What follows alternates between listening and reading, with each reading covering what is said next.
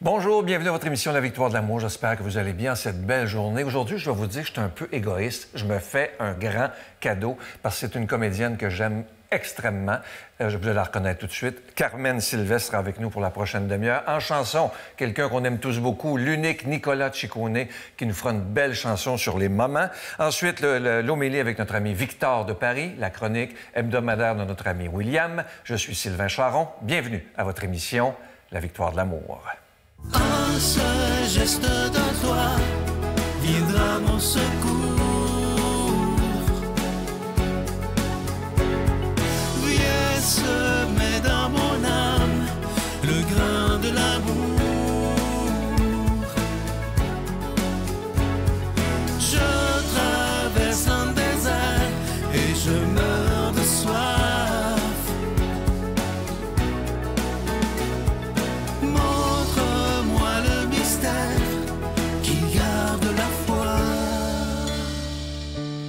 Madame Sylvestre, merci d'être là. Ce que je disais dans l'ouverture, je le pense vraiment. Je vous aime énormément. C'est gentil, merci beaucoup. Vous venez, Carmen, d'une famille très croyante que j'ai lue. Oui. Ça se passait comment? Quand j'étais jeune, moi, je suis la 11e de 11. Et puis, moi, j'ai connu, pour commencer, j'ai encore la musique que j'entends le soir à 7 heures. Étoile du matin, reine du Saint-Rosaire, quelque chose comme ça, là. Le cardinal Paul Léger, le chapelet en famille. Alors, vous avez connu ça? Oui. 7 heures, là, c'était sacré pour ma mère, là. Puis, des fois, ça faisait sacrer mes frères.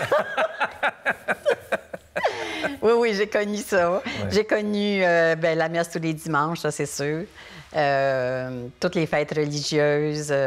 Ma mère, mon père aussi. Là, c'était une grande foi simple, naturelle. Je dis naturelle. Puis moi, je suivais leur pas. Ouais. Puis je me sentais bien dans ça. Ouais.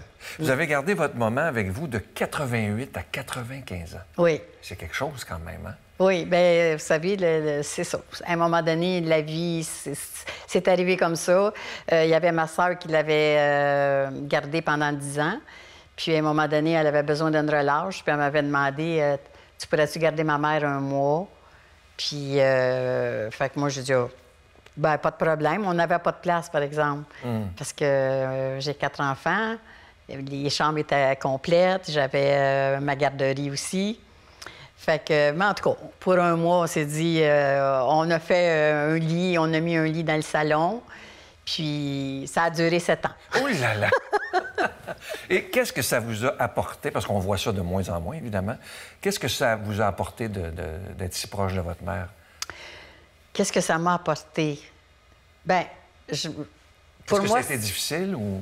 Regardez, pour moi, c'était comme naturel. C'était comme naturel, je peux pas... C'est beau ce que vous dites, là. Bien, c'était ça. Je me suis pas posé la question. C'était naturel. Mais aujourd'hui, je leur pense, puis je vois avec d'autres familles, des jeunes, puis des fois, je me suis dit, non, ça se peut pas, là. Tu sais, c'est comme... parce que j'étais plus souvent à la maison aussi. Puis là, j'avais commencé à m'absenter un petit peu plus, mais ça prend quelqu'un pour garder, parce que on pouvait pas la laisser tout seul aussi. Puis, j'ai eu de l'aide. Mon mari, il était très, très patient, très gentil. Puis là, ma mère, ça me fait rire parce que au début, quand ma mère est arrivée chez nous, elle disait « Tu fais pas les toasts à ton mari? » Je disais « Non, maman, tu es capable de beurrer ses toasts seule, là, tu sais. » Tu sais, des choses comme ça, là, tu sais. Puis quand je partais, puis quand c'est mon mari qui restait avec elle le soir, ma mère, je m'assurais tout le temps que ma mère était couchée quand je partais. Puis, mais quand je partais, elle se relevait parce que si tu ne pouvais pas laisser ton homme tout seul à la maison, fait qu'elle, elle se levait pour aller lui tenir compagnie. Ah oui. Puis là, il disait, bien là, Mme Drainville, vous pourriez aller vous coucher, tu sais. Mais maman, j'osais avec. Puis, en tout cas, c'est sûr, il y a des faits cocasses, mais je me souviens pas de tout. Vous avez vécu, ça m'a surpris hier, énormément de décès dans votre vie. Oui. Vous avez même perdu, ça, j'en revenais pas, un frère et une sœur la même journée. Oui. Qu'est-ce qui s'est passé? Oui. Bien, mon frère, lui, il avait des problèmes avec ses poumons. On avait été le voir avec une de mes sœurs, justement, la veille de son décès. Et avec ma sœur avec laquelle je suis allée voir mon frère le lendemain, moi, je suis allée la reconduire chez elle. Et le lendemain soir, elle a fait un AVC. Ah, oui. Puis, ben, c'est peut-être plus la veille parce que elle est décédée, mon frère est décédé l'après-midi, puis ma sœur est décédée la même journée, mais d'un AVC. Ouais. Comment vous avez pris ça? Parce que c'est beaucoup, 2 dans la même journée, là, quand même. Ah, 2 dans la même journée, mais écoutez, on dirait... Moi, ben, là, je ne perdrai pas mes parents, puis tout ça, puis on a perdu beaucoup. Tu sais, c'est sûr que ça a fait 8 ans hier. Mon mari est décédé. Puis mon mari est décédé subitement, là. Tu sais, Le tapis roulant, j'ai-tu bien lu? Oh, oui. Ah, Mon mari s'en allait passer un examen à l'hôpital, puis pour vérifier l'état de son cœur, tout ça, comme on fait tous, on fait là. tous, oui. Puis, tu sais, je dis « Bye, Namo, bonne journée, à tantôt, tu sais. Mais il n'est jamais revenu. Et là, Ils m'ont téléphoné pour me dire d'aller à l'hôpital tout de suite. Ils m'ont dit « Prenez un taxi. » Regardez, prenez un taxi. J'avais un petit peu tout de suite, là, je savais probablement ce qui s'en venait, là. Tu sais, quand l'hôpital t'appelle puis ils te disent conduisez. On s'attend pas, là. Non, conduisez pas, prenez un taxi. Pensez-vous que je te pourrais attendre un taxi? Non. Non. Je ne dirais pas que les stops ils ont été un petit peu vite faits, là. Mais ça, c'est... Comment est-ce qu'on vit ça quand on perd son conjoint? Parce que vous l'aimiez beaucoup. Bien, regardez, ça faisait 47 ans qu'on était mariés. Puis, tu sais, oui, c'était l'amour de ma vie. C'est beau. Puis, on s'adonnait bien, on riait ensemble. En tout cas, tu sais, regardez, c'est un choc. C'est un choc, mais c'est un choc aussi pour les enfants. Parce que du jour au lendemain, eux autres, ils ont perdu leur père, là. Fait que c'est tough. Fait que, tu sais, toi, t'as ta peine. Et bien, tu veux aider tes enfants, tu veux soutenir tes enfants, tu sais. C'est comme... Fait qu'on dirait qu'il y a quelque chose... Je sais pas si on peut... Mettons, comme tu dis, tu mets... Je veux pas dire ta peine de côté, mais tu t'assures que ton monde est correct. Ouais. Parce qu'il y a eu de toutes les situations. Puis aussi, tu sais, quand on dit c'est à refaire, mettons, il n'y a rien à refaire, là. Mais là, aujourd'hui, on voit plus ça. Tu sais, quand les personnes décèdent, ils ne seront pas enterrés tout de suite, là, tu sais, ou à moins que ça soit voulu, planifié. Mais ça va être du jour au lendemain, là, ton mari décède et il est enterré la semaine suivante, là. Fait que, mais c'est une semaine... de fou, là. Ouais. Tu sais, à courir, tu sais, pour la salle, la location de la salle, le buffet, le costume. T'as pas le temps de vivre ton deuil, là. Non. Ah, c'est ça. Tu mets ça de côté. Mais j'ai eu de l'aide. Mon frère, il m'a aidé, tu sais, comme pour en campagne, ou trouver des chaises. Il faut trouver des chaises parce qu'il n'y a pas assez de chaises, en tout cas, là. Et ouais, des choses. Les buffets. Mais c'est ça. Des fois, la vie nous rejoint, puis ça donne un choc. Ça donne un choc. Après le décès... Parce qu'à un moment donné, vous vous disiez dans votre vie, quand vous étiez plus jeune, un jour, je vais faire des conférences. Et... Non, c'est pas tout à fait ça. Ah non? Non. Corrigez-moi. Oui. Je vais vous corriger dans le sens... Parce que quand j'ai commencé à étudier pour suivre des cours de théâtre, là, ma mère, elle n'aimait pas ça. Là. Ah oui? Oh, elle n'aimait pas ça parce que je m'absentais pour aller suivre mes cours. Puis, tu sais, des fois, elle me disait, c'est-tu à soir que tu vas à tes cours? Moi, je disais, oui, c'est à soir. Mais tu sais, c'est comme, on aurait dit que plus que la journée avançait, là, plus qu'elle abaissait. Parce que c'est l'inquiétude. Ça, je le comprenais. Ça, là, vous savez, on peut dire des fois c'est de la manipulation, mais pour moi, c'est comme... C'était son inquiétude. Elle aimait être entourée, puis... Mais là, la famille venait me voir jouer, puis tout ça. Puis là, il disait, Carmen, ça va bien, puis tout ça. Puis c'est ma mère qui s'est mise à dire, un jour, ma fille, elle va faire des conférences. C'est comme ça que ça a commencé. OK. C'est elle, au lieu de dire, elle va jouer au théâtre ou tout ça, elle disait, ma fille, elle va faire des conférences. Elle vous a donné un signe après sa mort. Oui. Qu'est-ce qu'elle a fait? C'est Bien, très écoutez, touchant, ça. c'est la journée, mettons, ça faisait... Mon mari est décédé en avril. Au mois de mai, c'était la fête anniversaire du décès de ma mère. Puis moi, ça arrive, là, quand on a beaucoup là, qui sont rendus De l'autre côté. de l'autre côté. On a beaucoup. Puis, juste pour faire ça, de 11, on est rendu 4. Oh là là. Puis, tu sais, c'est comme... il y a un grand vide. Puis, là, ce matin-là, j'ai dit à ma mère, j'ai dit, « Maman, c'est votre fête aujourd'hui. » Ben, j'ai dit, si vous avez un petit cadeau à me faire. Ça, c'est le contraire. Moi, là, quand c'est leur fête, je leur demande de me faire un cadeau. Puis, cet après-midi-là, on m'a appelé de Mont-Laurier. On a demandé que j'aille faire une conférence l'année suivante, là. Et j'ai dit oui tout de suite. Regardez, j'avais aucune expérience là-dedans, mais c'est comme ça a fait, regarde. C'est beau, hein? Ma mère me disait ça un jour. C'était sa manière qu'elle avait un jour. Ma fille, elle va faire des conférences. Puis que j'avais demandé un signe à ma mère le matin. Moi, je suis sûr qu'il nous donne des signes. Ça, Fait que là, regardez, c'est qu'un an après, j'ai été faire ma conférence à Mont-Laurier. Puis ça m'a aidé dans un sens aussi parce que, tu sais, dans cette année-là, je pensais aux gens que je t'ai pas rencontrés aussi. Tu sais, il y avait toujours la peine, l'ennui de mon mari, c'était évident. Mais il y avait quelque chose qui me motivait, puis que je prenais des notes. Et puis, un objectif, finalement. Un objectif, oui, oui. Vous disiez tantôt, bon, vous avez perdu beaucoup de monde autour de vous. Oui. Vous avez perdu un enfant aussi. Et vous êtes sûr, dans ce que je disais hier, je trouvais ça tellement beau, qu'il y a quelque chose qui continue après. Ah ben oui. Vous n'avez aucun doute là-dessus? Oui. Je sais pas quoi. Mais on a trop de signes. Ouais. On a trop de signes. Tu sais, j'ai ma sœur, Margot, de 95 ans, qui me dit, je sais pas, hein, qu'est-ce qu'ils font de l'autre côté. Mais, puis j'ai ma sœur Rita, tu sais, on reste 3 filles, puis un garçon. Puis ma sœur Rita, elle, c'est 90, 91. Puis c'est la même chose, là, tu sais. Ils se posent des questions. Ils se posent des questions, mais ils sont... Moi, je dirais que c'est de la... Tu sais, quand on dit... Quand j'étais jeune, là, je m'en posais pas de questions. Tu sais, c'est la foi pure. La foi pure. Avec l'exemple de mes parents qui étaient quand même âgés. Puis, il y a un côté qu'on est bien quand on se pose pas de questions. En vieillissant, c'est sûr qu'il y a des choses qui changent.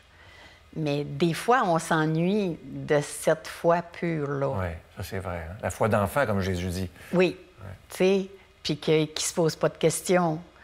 Tu sais, tu le sais, là, qu'il y a quelque chose, on ne sait pas quoi. Mais, en tout cas, il y a une belle gang de l'autre côté, puis je pense qu'ils font ce qu'ils peuvent. Oui, exactement. Ils font ce qu'ils peuvent. Comme hier, c'était la fête à mon mari, son décès. Puis là, ben, j'ai dit, non, tu fais ce que tu peux, là, mais, tu sais, regarde un peu ici vers la terre ce qui se passe. Je disais sur vous hier que vous trouvez que dans notre société d'aujourd'hui, il y a un réel manque de foi. C'est sûr que la foi aide. Il faut croire en quelque chose, il faut croire en un meilleur, parce que si on n'a pas la foi, ça va mal, ça irait mal. Triste. C'est sûr, j'ai un côté que... On dirait que j'aime... Ben pas j'aime, comment... Ça, c'est difficile, là, cette question-là, là. Moi, je crois, puis j'ai confiance, puis quand il y a quelque chose qui va pas bien, je me dis, garde, c'est temporaire. Ça, c'est vrai. Tu sais, j'ai entendu, tu sais, des fois dire, bon, ben garde, j'ai ça, c'est correct. Puis, mettons, ça va bien, c'est correct, ça va pas bien, c'est correct. Je vous dirais pas qu'il n'y a pas des petites accroches, là. Mais j'ai toujours confiance que ça va aller mieux. Des fois, c'est long. Tu sais, des fois, je trouve qu'ils ont la tête dure en haut, là. Puis, j'ai une expression de ma sœur, d'une de mes sœurs, qui me fait bien rire, tu sais. Elle parlait de Saint-Joseph, puis j'ai t'as bien confiance à Saint-Joseph. Oui, elle dit des fois, je pense qu'il dort au gaz, là. Merci d'être ce que vous êtes, Carmen. Ça a passé tellement vite. Oh, mon Dieu, oui. Et je vais vous offrir une chanson interprétée par Nicolas Ciccone qui s'intitule « Moment ». Et on l'a choisie juste pour vous, interprétée par Nicolas Ciccone.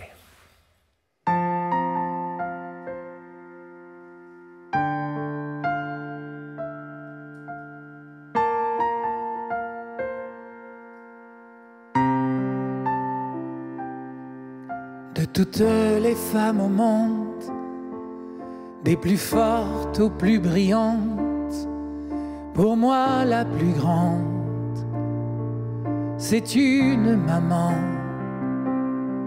De toutes mes idoles sur cette terre, qu'elles soient artistes ou visionnaires, celle au plus grand don, c'est une maman. À travers chaque peine d'amour, chaque rêve brisé, chaque détour, elle reste là pour allumer tout grand le jour. Merci d'être une géante, de porter en toi le monde. Merci d'être présente à chaque instant. Merci d'avoir choisi de suspendre 1000 fois ta vie. Merci d'être simplement une maman, simplement une maman.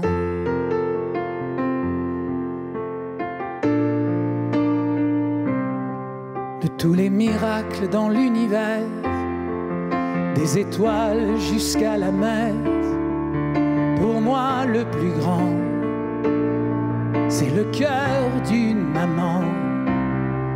Je l'entends battre si fort, il sait souffler la mort, il montre la voie, il aide à rester droit devant chaque nouveau désespoir, chaque blessure et chaque déboire. Elle reste là pour allumer une lueur d'espoir. Merci d'être une géante, de porter en toi le monde. Merci d'être présente à chaque instant. Merci d'avoir choisi de suspendre 1000 fois ta vie. Merci d'être simplement une maman, simplement une maman.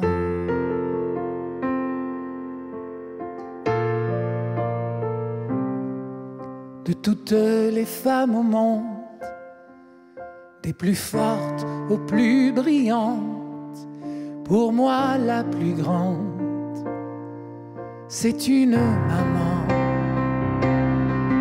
Merci d'être une géante, de porter en toi le monde. Merci d'être présente à chaque instant. Merci d'avoir choisi de suspendre 1000 fois ta vie. Merci d'être simplement une maman, simplement ma maman.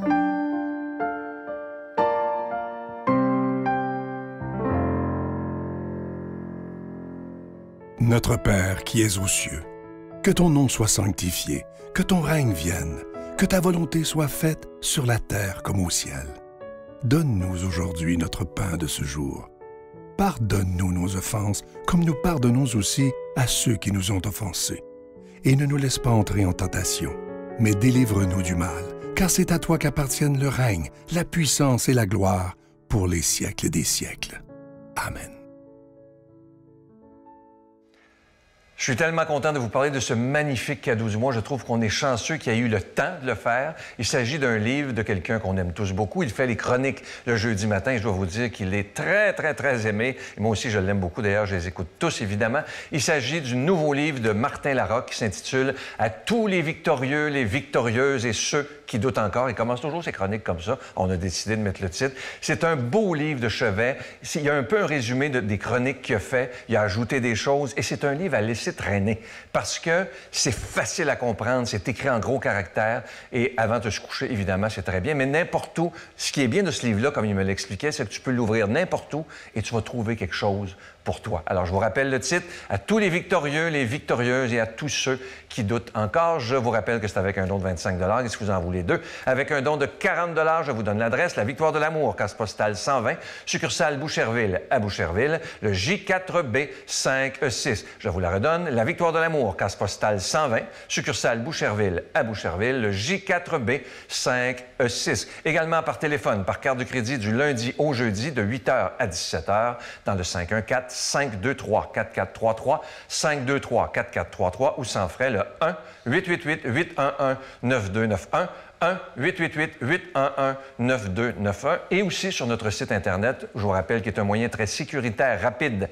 et efficace de faire votre don, le www.lavictoiredelamour.org. Je vous rappelle le livre, vous le voyez à l'écran présentement. Merci de votre grande générosité. Vous savez quoi? Je l'ai lu et c'est très bon. Mon Dieu, donnez-moi la sérénité d'accepter les choses que je ne peux changer, le courage de changer les choses que je peux et la sagesse d'en connaître la différence. Amen.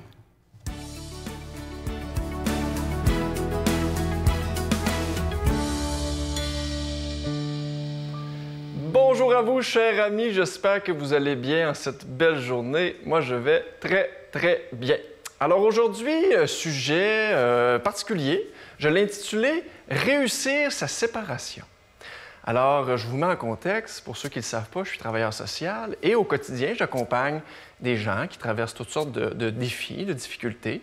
Et dernièrement, la raison pour laquelle je vous parle de ça aujourd'hui, de séparation, c'est qu'il y a plusieurs personnes qui, dans mon bureau, sont venues me raconter qu'ils s'étaient séparés avec des jeunes enfants en bas âge, puis ont comme reconnu que, ils n'ont pas réussi leur vie de couple, mais ont réussi leur séparation. Je ne sais pas si vous avez déjà entendu cette expression.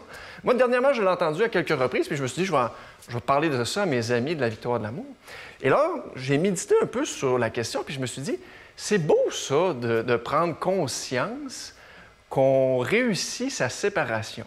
Ce que j'en ai compris, c'est que pour le bien de quelqu'un d'autre, pour un plus grand bien, je fais preuve de courage, d'amour, et je passe par-dessus peut-être mes blessures, mon ego, pour justement le bien de, en l'occurrence, des enfants, dans les cas que je vous parle. Puis après ça, j'ai réalisé que dans ma propre vie personnelle à moi, c'est bien beau la vie des autres, mais dans ma propre vie personnelle à moi, je suis témoin de cette histoire de séparation réussie. Moi, j'ai une conjointe que j'aime beaucoup qui, quand je l'ai rencontrée, avait des jeunes enfants. Et aujourd'hui, je salue Étienne, le père des deux filles que j'aime beaucoup, avec qui ma blonde entretient encore de très, très bons liens pour le bien, entre autres, des enfants. Et d'un commun accord, je pense qu'ils en sont arrivés à ce constat qu'ils n'ont pas réussi à vivre ensemble comme un couple. À un moment donné, ils se sont séparés pour toutes sortes de raisons, mais que pour le bien des enfants, ils ont mis justement leurs différents côtés. Et aujourd'hui, dans l'harmonie et dans l'amour, on réussit à former une espèce de belle et grande famille. Alors, j'ai envie de vous poser la question, parce que là, je vous parle de couple avec des enfants, mais j'ai l'impression qu'on peut extrapoler cette question-là à toutes les relations qui se terminent dans notre vie. Quand on termine une relation, de quelle manière voulons-nous terminer cette relation? Sur ce, je vous souhaite une belle réflexion et une bonne journée. Bye-bye.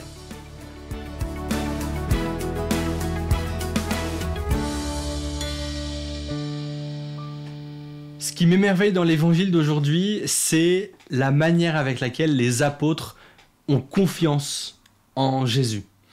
C'est l'épisode de la multiplication des pains. Il y a une grande foule et Jésus va multiplier des pains. Il commence par voir la foule qu'il y a, et puis c'est lui qui va dire à Philippe, un des apôtres, comment est-ce qu'on va faire pour les nourrir, pour le mettre à l'épreuve. Et je vois une forme d'ironie, d'humour de Jésus là-dedans. Parce que Jésus, il sait ce qu'il va faire. Il sait qu'il y aura un miracle. Il sait qu'il y a une foule immense et qu'il n'y a pas assez de nourriture pour tout le monde. Il va falloir faire un miracle. Il le sait. Et pourtant, il dit aux apôtres, est-ce que tu as assez bien suivi tout ce que j'ai fait juste là, jusque maintenant, pour comprendre ce qui va arriver et comprendre que tu peux avoir foi en moi parce que je suis plus fort que tout ça et je suis capable de faire des miracles? Est-ce que tu m'as assez écouté, vu, entendu pour avoir foi en moi Donc il demande, qu'est-ce qu'on va faire? Et les apôtres, ils n'ont pas assez suivi. Ils répondent, on ne sait pas. Ils ne sont pas encore prêts, parce qu'ils ne savent pas. Jésus, il veut les responsabiliser. Mais eux répondent, on ne sait pas. Et pourtant, quelque chose de beau là-dedans qu'il y a, c'est qu'il y a toute une foule, des milliers de personnes, et il y a André, un autre apôtre, qui va voir Jésus et qui lui dit « On a quand même 5 pains et 2 poissons. » Imaginez un peu comment a dû se sentir André et comment ont dû se sentir les apôtres à ce moment-là. Ils n'avaient pas assez foi pour savoir que Jésus allait faire un miracle, et pourtant, ils savaient déjà que Jésus peut faire des grandes choses parce qu'ils lui ont dit « on a 5 pains et 2 poissons ». Quel est le lien là-dedans? Pourquoi est-ce qu'ils savaient? Parce qu'il y a une foule immense. Imaginez un peu, il y a une foule immense et vous avez 5 pains et 2 poissons. Ça suffit évidemment pas. Donc vous les proposez même pas, ces 5 pains et 2 poissons. Parce qu'évidemment que ça va pas suffire pour tout le monde. C'est une miette par personne, même pas. Et pourtant, là, André dit, on a 5 pains et 2 poissons, même pour toute cette foule. Il y a déjà un début de foi là-dedans. Il y a déjà un début d'acte de foi même. André, il ose dire le peu qu'il a à présenter à Dieu.